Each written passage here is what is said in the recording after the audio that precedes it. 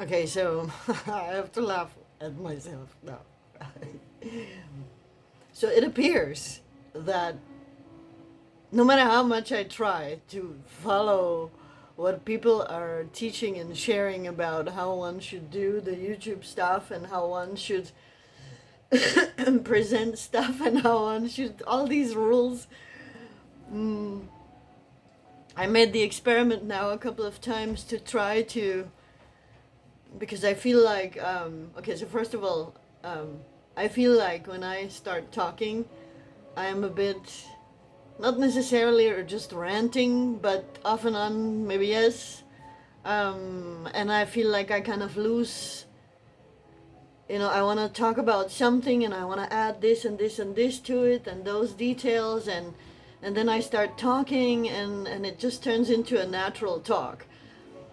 And then I have to try to remember, okay, I remember what it was about, what the topic was, or details was, not the details, but the thing that I wanted to address. But then there is this kind of like uneasiness, of course, and so then the details get lost. Okay, so then I tried to follow those rules that, okay, you kind of not scripted, but a little bit scripting, and some points that when you see them it reminds you of whatever, right? Wow, that was terrible videos. Terrible videos. It is so boring that even me, I can't watch it, and it becomes so unnatural and wow, terrible to watch. I don't want to do that to people. Wow. And I mean, like, then the precious information that the for the people who need it gets lost because the video starts and it's immediately all awkward, all not natural, all it's boring immediately. It's immediately really boring and dry. So I can't do that. Apparently,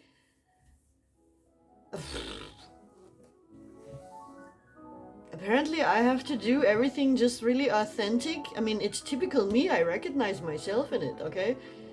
I have to do everything very authentic and natural and experimental. And that's the way I approach everything in life is so very experimental, natural, human. Well, in my case, it always sort of, there is this experimental factor to it. Let me see how I can talk about this. Click, record. Okay, many times I'm like, no, delete. And sometimes you can waste a whole day with that, and then you try to edit it. That's why it becomes like the whole day, because the editing takes ages. And actually, I would like to not waste the time on editing and trying to make the things. I also considered, what about live streaming? And I thought, no, then you have absolutely no control. And oh, wow, maybe once I get more into things and feel like I'm more, I need this connection with humans. I need the questions. That more than anything, it's clear to me that I need this human connection where questions arise, where someone has their individual challenges and thoughts and all that, which then makes them end up having a question. I know that with another topic that I want to create a big thing about, which I called Above Religions. And then I found out some, 1-2 years later, I found out that, oh, the Dalai Lama has already used this title. So, I mean, yeah, of course I get curious to read that book, but I don't have time for that. I don't, anyway, that's a whole other topic. But so I feel kind of, kind of apologetic right now. I feel like I'm so sorry, world, but I can't follow these rigid rules. I can't be like that. I try, and it doesn't work. It just destroys the work, because who's gonna want to watch a video like that? People are gonna click away, and so they're not, most people are definitely gonna click away, and so they're not gonna get the solution, they're not gonna get the message, they're not gonna get whatever it is, right? So that's really sad. And maybe it's not sad. I don't know. I try to think, optimista, as I've been called. Wow. I try to think that maybe right now it's gonna be so foreign to many people, and fuck, I don't have time to wait for people to, I don't know what. but with the whole AI and how I see and hear from friends as well, that YouTube is becoming more and more filled with all the fake generated stuff, all the AI influenced, or whatever to call it, things. And so that takes away the human feeling, it takes away the quality.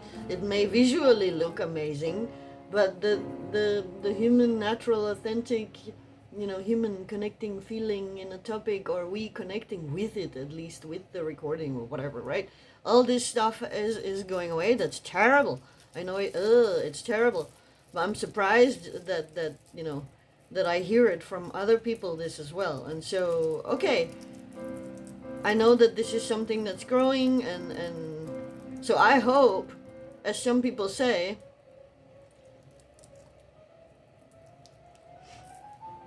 I really hope that it's gonna be like that, and that it's true, and etc. That, like some people say, that the more authentic, the more raw, and I mean, that's what I am. Oh my god, I created something called Raw Elegance many years ago, back in 2009.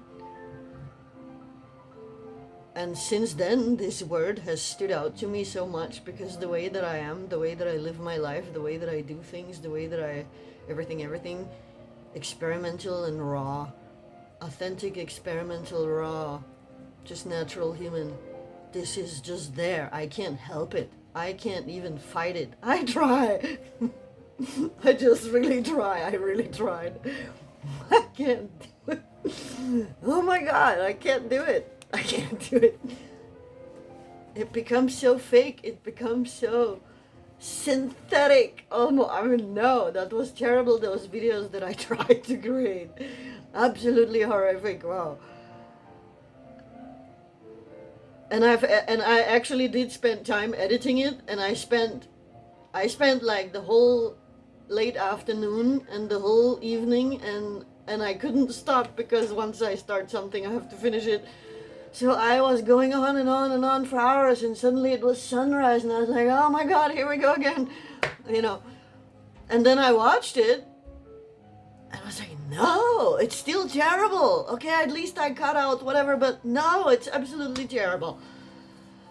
And then I tried adding things to make it a little bit more, to add a little bit of this entertainment factor. So, oh my god, that helpless scenario.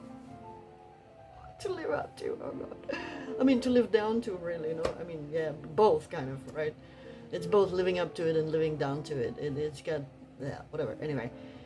So I added, like, into the story, a picture of, like a moving, a video clip of my band, because I tried to, like, introduce myself and tell my story and how I came to all this, because I understand on all the knowledge and information that I'm seeking, that it's important, that people need to feel that trust. They need to somehow feel like they know you a bit, or know who you are, or whatever. So I started telling my story, and of course mentioned the kind of things that people always enjoy to hear. And so it was, living in New York, and I moved to Ibiza, and I lived in Paris every winter, and I worked for David Guetta, and and so I put clips in of all these things. To try to take the boredom away. The boring factor, wow. Dry, boring crap. And I even put, like, then the story, of course, ends up where we are today, and I'm up here in this isolation on the mountain for 4.5 years with this, whatever, multimillionaire, super disturbing, whatever. Okay, and there I added, like, something that, the kind of thing that people find interesting, curious, and whatever. So I took one detail out and mentioned about him, which is a kind of a cool fact about him. Everybody gets something, right? That he was actually the first guy to he was the one who started that Bahamas Island trend, private Bahama Island trend, or whatever to call it. He started that. Not that nobody did it before him. I'm sure somebody bought private islands before him. That's not what I mean. What I mean is that he started kind of, sort of like a trend that people would buy these islands and basically build infrastructure. And so the first island he bought was called Bell Island. Then after that, he bought 2 smaller islands because he was very bothered. He's bothered by everything. The temperature, the bugs, the whatever, people, strangers, well, everything. Real life, anything real and authentic, he hates it. Kind of thing. So here I am, you know. I mean, he loves it and he hates it, right? That's what he was missing. And in the case with me, then exactly that which he was missing came. Someone who was very raw and for real and authentic, because he felt like he wanted to ground himself more, and he felt like he wanted to be more real. And I guess that's part of why he's hiding away here in the mountain. I don't know actually why he's hiding up here. Looking into the Bahama stuff, it becomes really interesting. A friend of mine did a little bit of research type of, digging into things, and it started looking really weird. But anyway, so that big island, Bell Island, right? He built infrastructure on it, and then he sold it because it was too big. The bigger the island, the more bugs, the more all this stuff, right? So he sold that island for crazy money to Aga Khan, who just passed away early this year, in the beginning of this year, And so I put that in there and put the video clip of, I think it was like Indian news or something that was honoring him with talking about him in the news and telling a bit of his story. And so this friend of mine who did a bit of research on all that Bahama stuff and this guy and everything, he sent me that clip actually. Or I don't know, or he mentioned that he died and I looked it up. Whatever, I ended up seeing this video and it was very nice. The guy, Aga Khan, has a very nice story. And in the end of, funny enough, in the end of these news clips, it mentions his Bahama Island, which I happen to know is... whatever. So I thought that was interesting to put in there. And so then I spent all that time on editing and adding all this stuff, and when I then looked through it, it just seemed ridiculous. It just looked like, I don't know what word to use there even. It just kind of looked like kind of as if I was trying to show off, yet with something that is not show off, because it's obviously... it's something from my story, but it's got like nothing to, I don't know, I don't know how to explain it. It just, I felt that it was pathetic. The video itself is boring, and then it has like these, I don't know, like it was like as if I put glitter on a fake cake, or I don't know how to describe it. I don't have the perfect analogy there. Terrible. I can't do that. So that also makes me nervous. How am I supposed to do this? And without questions, how am I supposed to be addressing? I really don't know what questions people have when this conversation starts. I don't know. I can't imagine that up. I can imagine a few things, but I've already done that, and I've already tried to record. Oh no, so I don't know how I'm gonna do this. I really don't know. But I have to somehow just, I guess, be experimental, and I hope that it's welcome, I really hope that it's welcome, that I'll just be very authentic. I hope that people don't feel, oh, that is unprofessional, and so they don't want to listen to my discovery because I don't appear like in a white thing looking like a doctor with a board and start drawing for you the things that are not necessary to draw or write, or I don't know what, basically treating people like stupid kind of thing, I mean,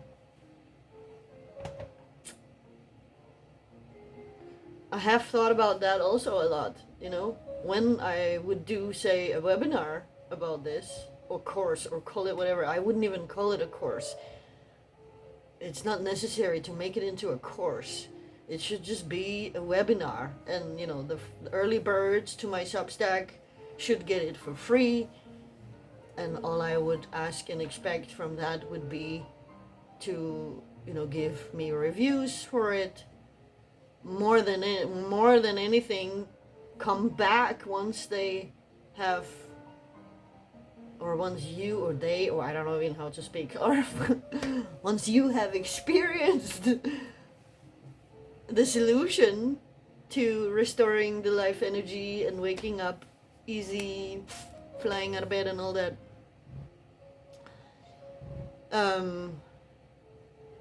to come back and you know, write some word about how it's going. You know, I know that it works because I have had the feedback. But out of the feedback that I had on my way, I don't have contact with all these people from that artist house. I have contact with one person, and yeah, she's willing to do a recording, to do a real human, you know, what is it called? I forgot what it's called. It's like a review, but it's obviously not a review because it's gonna be, you know, a video where she will, in some way, shape, or form, confirm or share or whatever her experience with it. But all the other people, I don't have contact to, you know. And there is a few that I could. There is like a couple that I could get in touch with. But they are these kind of crazy people that you can ask them what you want and they're not gonna bother to, you know. So, I don't know. Then I'm thinking about, okay, I mentioned in a previous video about the whole ChatGPT project, challenge, experiment, whatever, how that didn't go anywhere. This system has become a psychopath, unfortunately. Maybe it's just my ChatGPT that became that. You know, I keep saying things along the way in those two previous videos about that whole story. I do say off and on something that indicates that I do understand that the possibility is there that it's only my ChatGPT that turned into a psychopath. Simply just because I shared with it my natural, I mean, it is, you know, my discoveries are natural medicine. Yes, they are. I didn't think of it like that until ChatGPT. I mean, yeah, I knew that, but I didn't think of this aspect. I didn't think of all that stuff, that it would be censored or suppressed, or depending where you put the information, it'll either be censored or not censored anymore, really, but it'll be suppressed. Publishing it on Amazon, forget about it. Talking to ChatGPT, sharing the what I'm doing with ChatGPT was a big mistake. It messed after some week, 10 days of perfect experience with ChatGPT, and after 2 days I subscribed to it and everything was perfect and it was such an amazing assisting thing to have, until the moment that I shared my uncensored PDF book about this discovery. Then it started in like really snake type of ways, sabotaging and wasting my time. And it doesn't stop to do that. This experiment came out of the idea that, okay, how is it gonna behave then to me, to as an assistant? How is it gonna behave if I say, okay, forget about my project completely, forget about, you know, my morals and my whatever, forget about me, like, you know, who I am and what I stand for and what I do. Just pick something. You pick something and we build a business and make an experiment within 3 months and see how useful ChatGPT can be. And then it's you picking everything and I'm just, you know, the conduit to complete the tasks and things, right? In the real world. And I even asked it, is that gonna be okay? Are we gonna able to work like that without all this waste of time and fucking things up on purpose? And are we gonna get rid of that when the topic is a topic that doesn't breach or cross the borders of what you are programmed to be allowed to support? Because it admitted to me that this was true, you know, that my topic was reaching things that it's basically, I don't know how to say it, but basically reaching something, a topic, a constellation, a situation about a topic or whatever to call it, it's not supposed to support.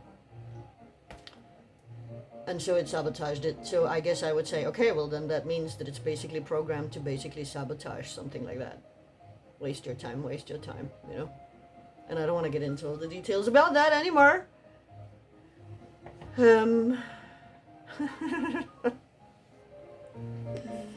This is really difficult. This is so difficult. On top of it all, as I have gone through, okay, I have gotten some things out of the different things, like for example the ChatGPT as well.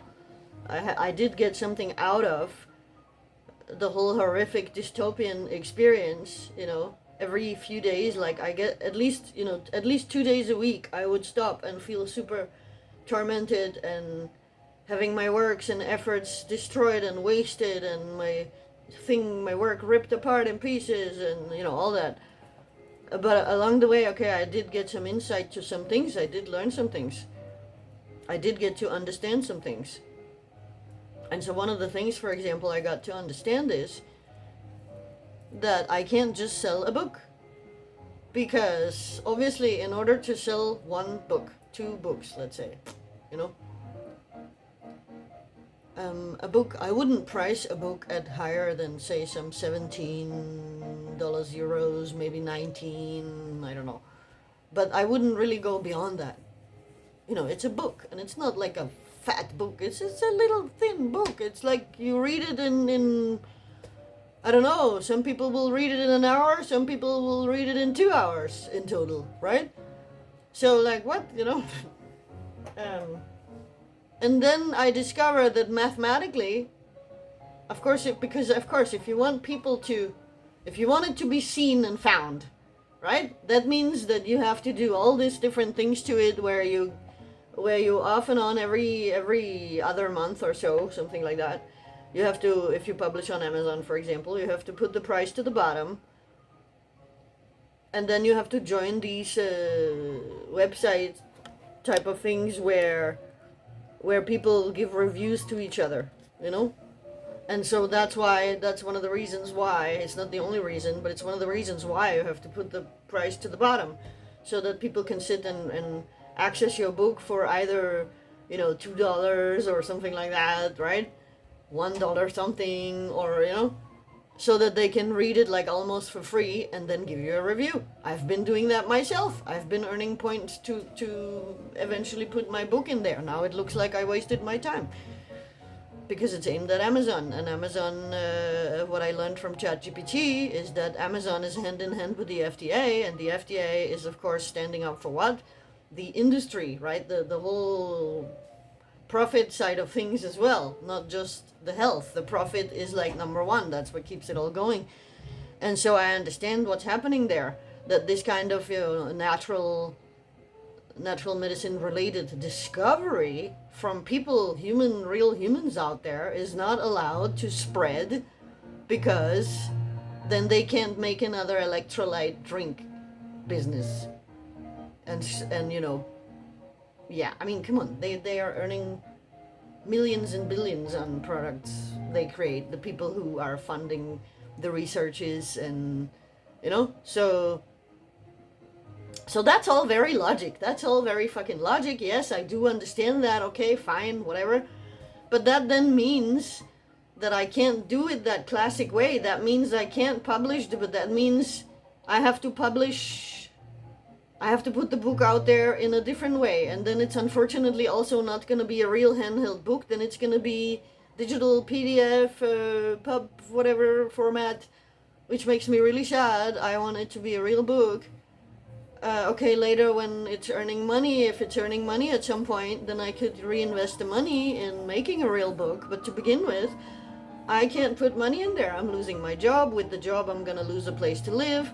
That means I won't have any papers to prove income as well to get a place to live. And I don't have any family left. And I've been robbed of my inheritance. And I mention all this in the other videos. So whatever little savings I got, which is nothing, I could survive from my savings like a couple of months or something, you know. And I don't have a resume, so I also can't just go out and get a decent job. Wow. Not to mention that I'm used to living so independent, and I'm like I should have been like a mad scientist locked in an attic, you know, and have like some wifey that comes in. Wifey, okay, I'm a woman, so a wifey-ish husband, or like a, I don't know, freaking nanny for adults, right? Who comes in like, hello, you've been up there for too many hours. It's dinner time, you know. Like come and drag you out of there, or like serve the food in front, make sure you eat, you know, make sure you drink, kind of thing. And hey, you have to get some sleep, and you know, I really need that actually. Once I start like working, especially on this stuff, oh wow, tunnel vision, you know. So because I have to advertise, I can't just publish a book. It mathematically not feasible. I mean, it was, you know, what I was learning, especially from the ChatGPT, that if you don't have a product that costs minimum $47 euros, whatever, well then if you start advertising, and of course you have to grow the advertising budget slowly, so that you're kind of fine-tuning it and all these kind of details on the way. And then eventually you're supposed to end up somewhere at, you know, several thousands, like maybe approximately around 2,000 would be the lowest, right? For like a tiny business thing. But with the reach, like mathematically what it looks like, right? From the data available, that means that it's gonna just cover the advertisement because the product you're selling is too cheap. So I have to basically create. So I'm thinking, okay, so in the beginning, sure, early birds on my Substack, they will get it free, and I hope to get the reviews and the feedback on how it's going with them, you know. But then all that is supposed to go into, and hopefully quite quickly, because I can't, you know, like end up homeless, what? And I don't want to like do a meaningless job. I want to do something that is needed, something that makes lives better, right? Something with real value and meaning and all that, right?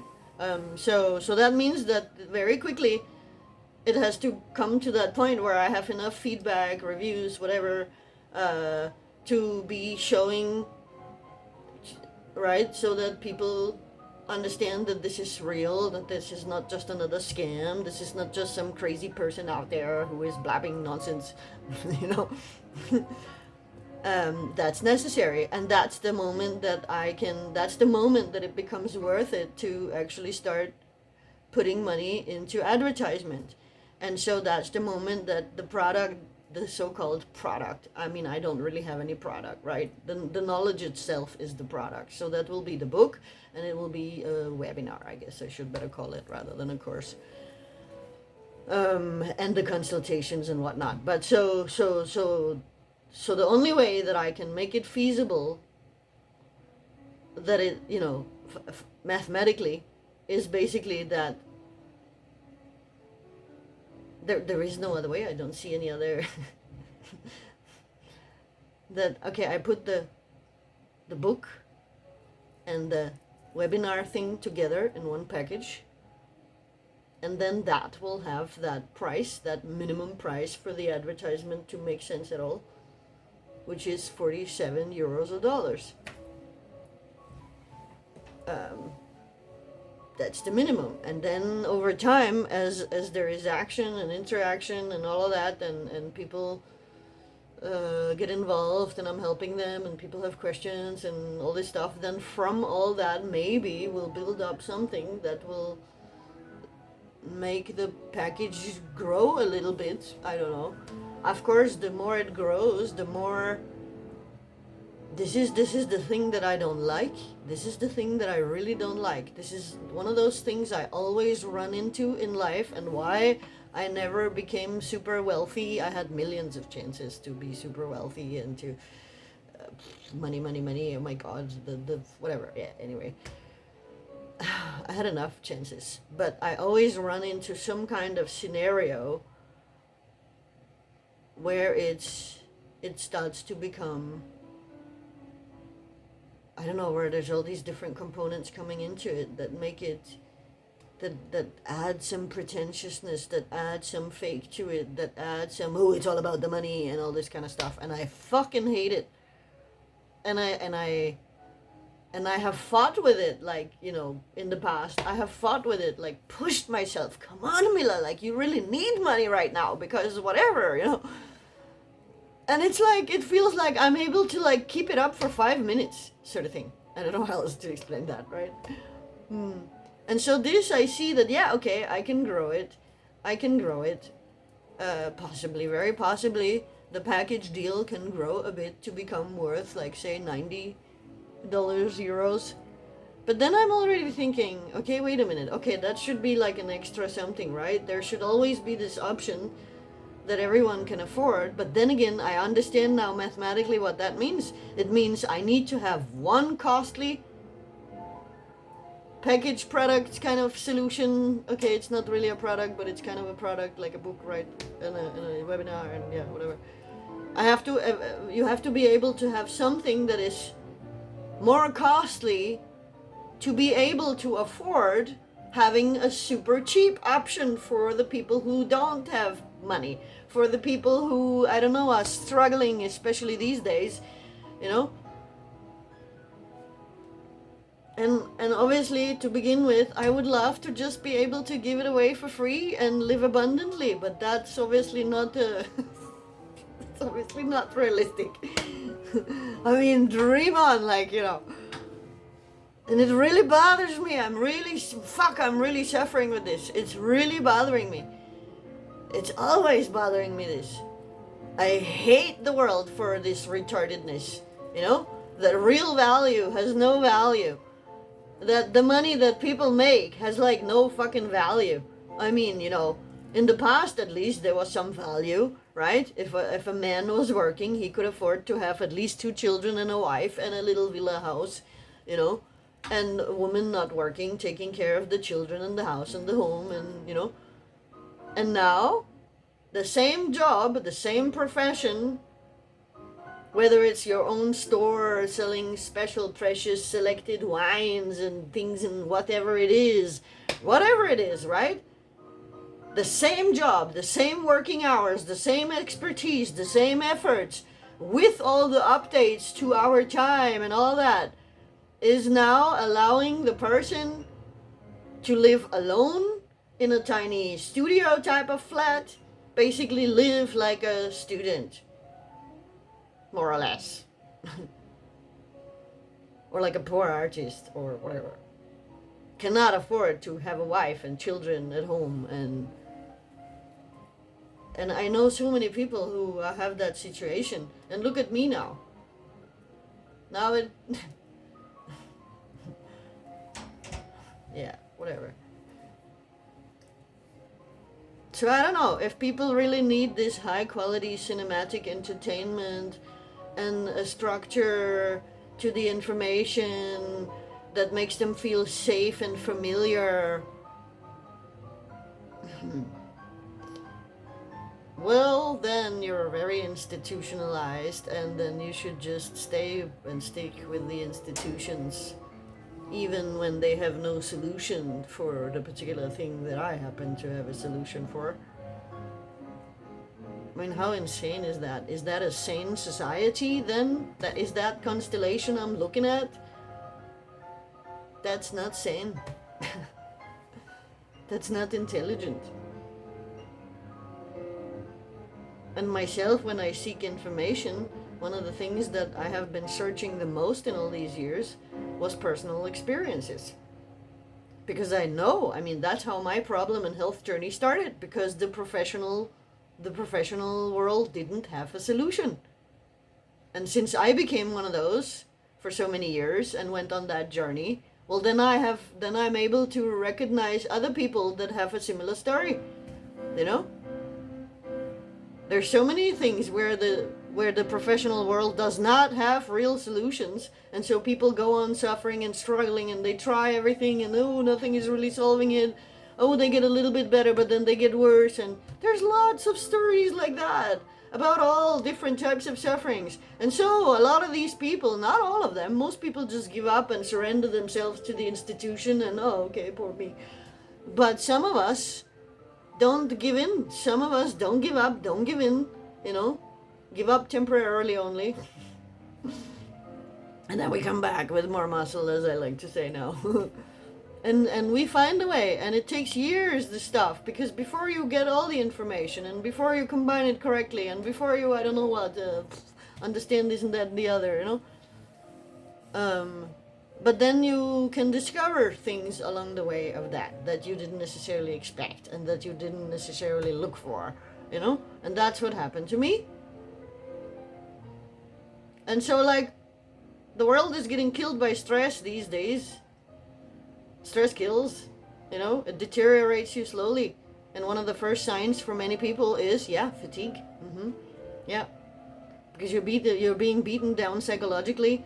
You are accepting things as normal, so you don't even realize that it's stress, right? This is a factor for like pretty much everyone. And then we wonder, right, why our system is burdened, why our system gets over whatever, over everything, man, you name it. You know. And so it's psychological, the psychological and the physical, or the psychological and the material, or however to put it, right? Those two things do affect each other back and forth, you know. And so then it's like this ping pong going on, and people don't know what to do, and the professionals don't have a solution. And so, oh shit, you have to quit drinking caffeine. Ah, but it's the only thing keeping people up, you know. What, you know. I mean, give a solution first that starts to fix the energy, and then you can come and say, quit the caffeine, right? That would be the way to go. You know, otherwise it's more stress. Oh, I can't have my coffee. Oh, I can't get out of bed because I can't have my coffee. Or I don't know, whatever, you know. So, oh wow. So I'm fighting with this so hard. I can't just publish a book and do the normal things that people do. You can only publish like meaningless stuff that is just there to entertain. And okay, maybe some things that are health related that are practically common knowledge. You can't basically come with a like discovery that solves a major issue. Definitely not. You definitely cannot do that. You know.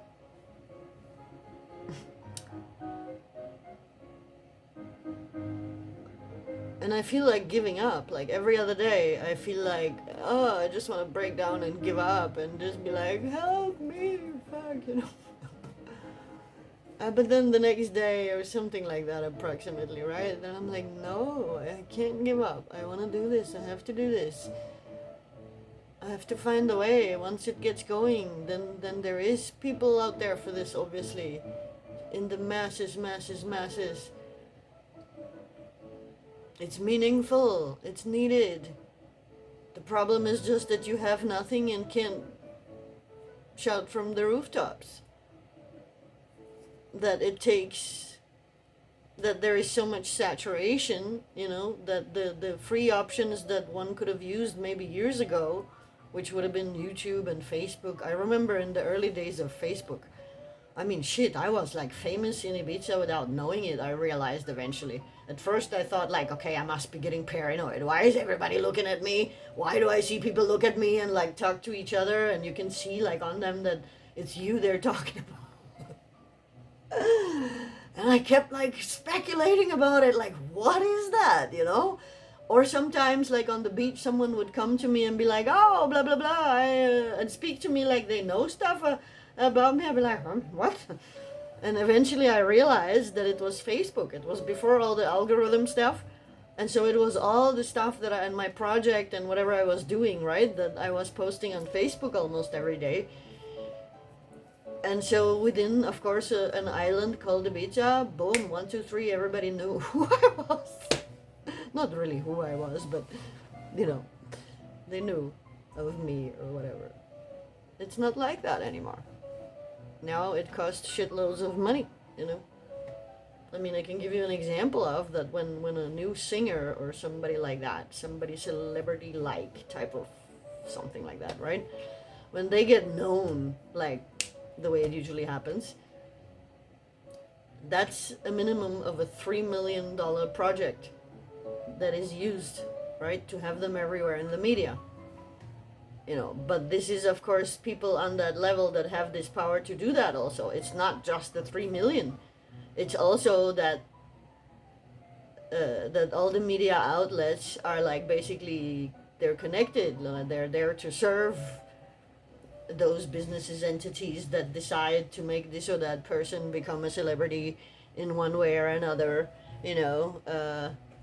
I mean, it exists with anything. It doesn't have to be a singer or an actor. It can be a doctor. It can be oh, he worked for the FBI or whatever, right? I mean, most of those stories where people blow up, they are funded in that kind of way. Of course, there are exceptions. There are exceptions to everything. So that just kind of, those kinds of things, aside all what I was already telling, just make it clear that no, there is no other way. There is no way to reach people, to reach enough people. And unfortunately, also, I have been going over and over this since forever in a snowstorm. That, oh yeah, but you can keep posting videos on YouTube. I can't keep saying the same thing every day on YouTube. And also, another rule, you have to use little tricks when you're doing it for free. You need like a whole network of people that are usually friends and family and colleagues and whatnot, that people who live more stable lives, like, they live in at least the same country all their life, kind of thing, most of their life, whatever. Then they have a network of people. And so when you post a video, there will be some of all those people that will support you, meaning you send them the link as soon as you post and have a deal with them that they're gonna play it. You can even turn down the volume and put the phone over there or the computer or whatever and just let it play while you're doing something else. And, put a like and put something in the comment. And that's then YouTube system registers that, oh, people are watching it, there is activity, there is interaction. So they let it, be shown more, right? And these are the kind of things that we have to do. And I don't have a network. I don't have anyone to send it to. Like, I have maybe 2 people. And out of those 2, most of the time, and not even all the time, maybe one that doesn't go anywhere, So I can't even do that. Not to mention that, how is it gonna get subscribers if I'm all the time talking about the same thing? I don't see that. It doesn't make any sense to me. So it requires money. It just requires money. I don't know how else to, that's it. Face it, Mila. It requires money. That's it. What to do about it, right?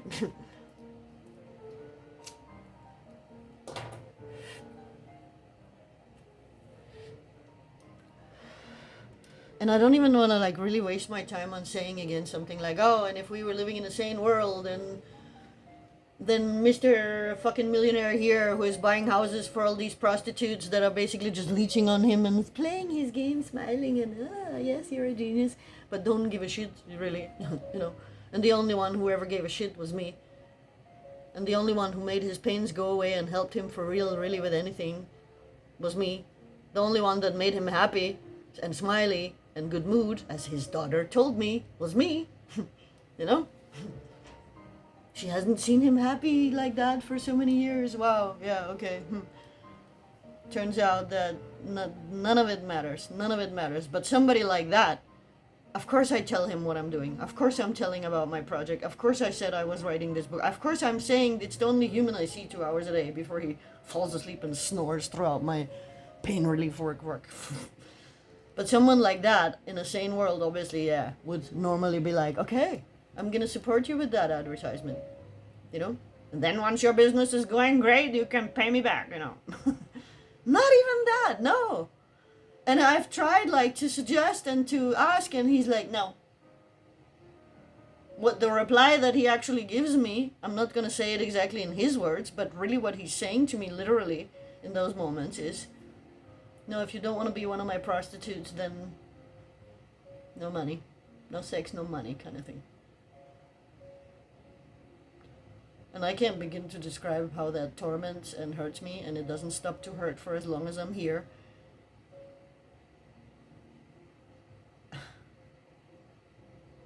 because we started out as becoming close, becoming friends. We were together 24 hours. I would sleep up in another room in his little whatever, where he goes up and sleeps. He has several houses here, whatever. You know, having dinner every night, all this talking about everything. He'd be confiding in me, I'd be confiding in him. A big mistake for me to confide in him. Then he realized, oh, I can easily use my money power on her to get her trapped like that here. And that's what he did.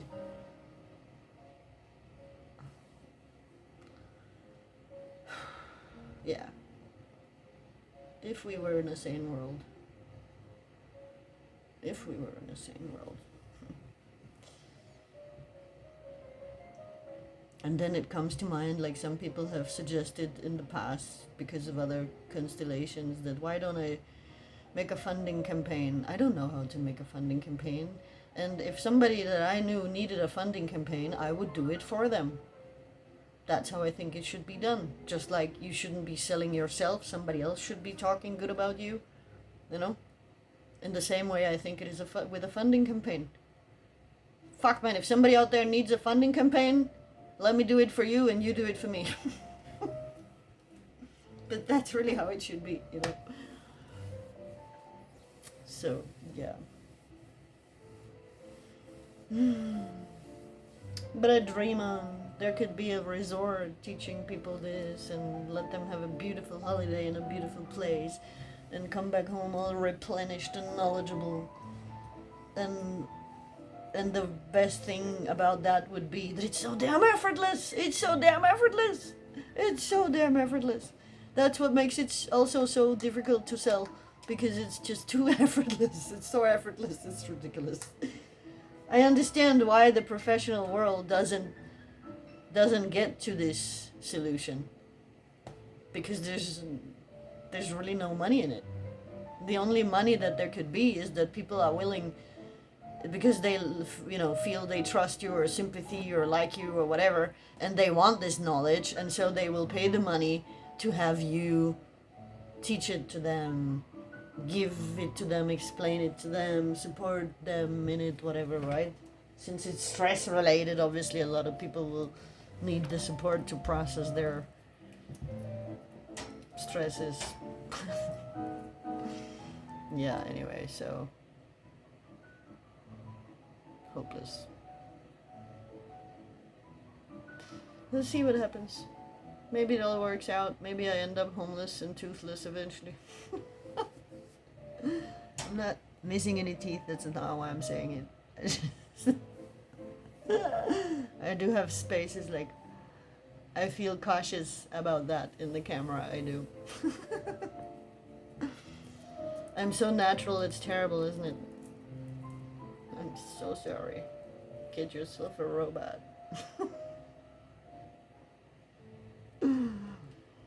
Or help me with a funding campaign. Anyway, anybody who needs energy, I hate to have to say this also, but yeah, anybody who wants to, you know, be the early bird to get the info and learn the stuff of how you basically restore your energy so that you can fly out of bed like a child and have sustained energy all day, and gradually with all that basically be restoring and regenerating the life energy. Anybody who wants to know that, Smila's Substack.com, right? Smilas.substack.com. I'm gonna put it in the description box, and I'm not gonna edit this video. I'm just gonna post it the way it is. Hate it, love it, or hate it, whatever. Get real.